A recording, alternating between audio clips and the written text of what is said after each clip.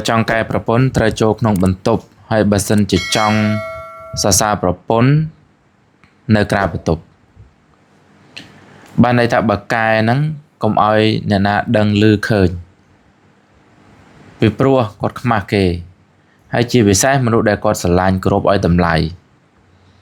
គឺប្តីហ្នឹងណាគឺគាត់ត្រូវការធម្មពលបេះដូងខ្លាំងណាស់បើសិនជាអ្នកដតីនិយាយអាក្រក់ពីគាត់100ម៉ាត់វាមិនស្មើនឹងឥទ្ធិពលនៃពាក្យសម្ដីដែលប្តីរបស់គាត់និយាយអាក្រក់1ម៉ាត់អញ្ចឹងមនុស្សជាទីស្រឡាញ់មនុស្សដែលរំពឹងថាស្រឡាញ់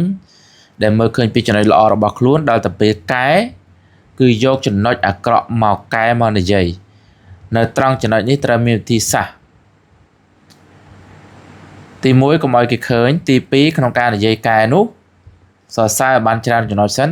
ហើយកែនោះក៏និយាយច្រើនដងកែនោះគឺថានិយាយតែ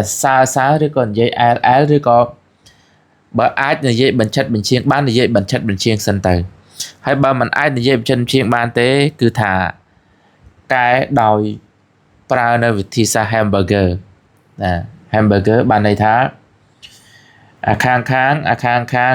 គឺសាច់អាខាងគឺណាគឺhamburger ហើយកដាលគឺសាច់បានន័យថាត្រូវអបទាំងដើមទាំងចុងសរសើរ 4-10 ចំណុច